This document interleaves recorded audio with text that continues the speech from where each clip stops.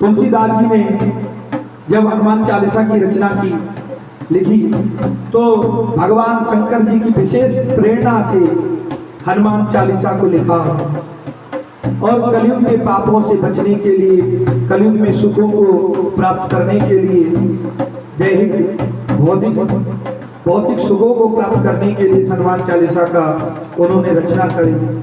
शंकर सुवन केसरी नंदन और तेज प्रताप महाजग वंदन, विद्यावान गुणी अति चातुर, राम काज करवे को आतुर। हनुमान जी महाराज सदैव राम के कार्यों को करने के लिए आतुर रहते थे। जब हनुमान जी को राम जी ने सीता मैया का पता लगाने के लिए बोला तो हनुमान जी शीघ्र तत्पर हो गए और माता जानकी का पता लगाने के लिए हनुमान जी चले गए। हनुमान जी ने लंका में जाकर के छोटा सा रूप बना लिया भैया, सुस्वरूप बनाया और लाला सुस्वरूप बना करके हनुमान जी रामचंद्र जी के काज करने को चले गए, लाए सजीवन। और जब राम कथा में जब लक्ष्मण जी को कष्ट हुआ तो संजीवनी लाने चले गए, पूरा पर्वत उठा लाए। तो जब पर्वत उठा करके लाए हनुमान जी तो मेरे राम ने रघुपति कीनी बहुत बढ़ाई, खूब बढ़ती करी भैया। हाँ जी धीरज भैया, खूब बढ़ाई करी, तुम मम प्रिय भरत ही समभाई। तो राम जी ने भैया क्या कहा, तुम मुझे भरत से भी, जैसे भरत जी मेरे प्यारे हैं ऐसे आप भी मेरे प्यारे हैं, और बदन से चिपटा लिया, जैसे माता अपने बालक को चिपटा लेती है ऐसे मेरे राम ने बालक समझ करके, बालक ही तो है हनुमान जी, राम जी ने हनुमान जी को सदैव अपना बालक ही माना है, चिपटा लिया। अस के श्रीपति कंठ लगा, कंठ से लगा। सनकादि ब्रह्मादि मुनीसा नारद सार सही, जब कुबेर दिगपाल जाते कभी कोविद कही सके का। सब ऋषिगण देवतागण हनुमान जी की प्रशंसा करने लगे। और हनुमान जी की एक बात और बताते हैं आप, हनुमान जी ने सुग्रीव पे कृपा करी, सुग्रीव को राजा बनाया और बाली का वध भी करवाया। राम जी ने विशेष कृपा से, विशेष प्रेम के कारण, विशेष स्नेह के कारण बाली को परास्त किया युद्ध में और सुग्रीव को भगवान ने राजा बना दिया। बोलो राजा रामचंद्र भगवान की जय। और हनुमान जी के विशेष कृपा से विभीषण भी लंका के राजा बने। तुम्हारो मंत्र विभीषण माना, लंकेश्वर भय सब जग जाना।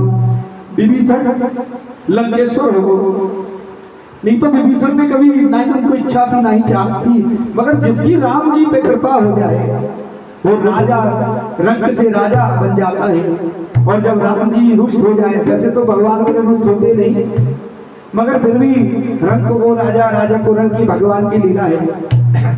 अब हनुमान जी जब पता लगाने के मैया का, सीता जी का राम कथा में, प्रभु मोद्रिका मेली मुख माही, जल दिलांगी गए अचरज नाही। दुर्गम काज जगत के जेते, सुगम अनुग्रह तुमरे तेते। भगवान राम जी ने हनुमान जी को भैया मुद्रिका दी थी। मुद्रिका मतलब अंगूठी, कि ये जानकी जी को देना और कहना प्रभु श्री राम आपके बिना बहुत व्याकुल है। उनकी दशा हनुमान जी के मुख से नहीं गई। राम द्वारे तुम रखवारे, हो तुमने आज्ञा बिनु पैसारे। सब सुख लहे तुम्हारी शरणा, तुम रक्षा काहू को डरना।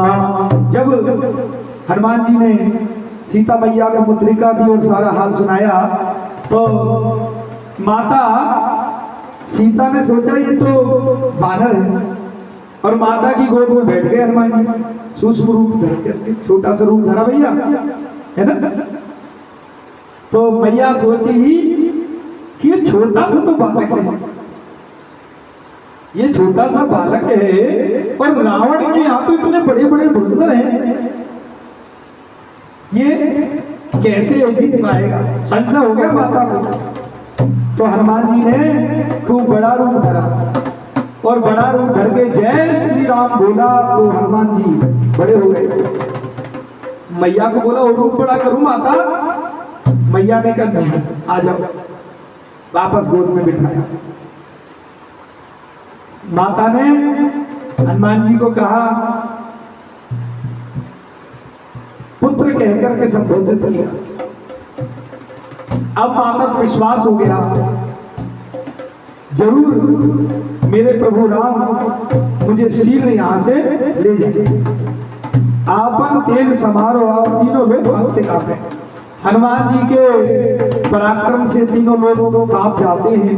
और जिस घर में, भैया ध्यान सुनना, ये कथा है, हनुमान जी का जिस घर में भजन होता है, कीर्तन होता है, कथा होती है, वहां पे नासे रोग हरे सब पीड़ा, सारी पीड़ा दूर हो जाती है। इसलिए कलिकाल में सबको, जो भी इस माध्यम से हमको सुन रहे हैं, अपने घर में जरूर साल में या बालक के जन्मदिन पर एक सुंदरकांड का पाठ और राम कथा जरूर करवाएं, सत्यनारायण कथा, राम कथा जरूर करवाएं, ताकि भगवत कृपा उसको प्राप्त होती रहे। और हनुमान चालीसा तो बालक को उपहार के रूप में आप प्रदान करें।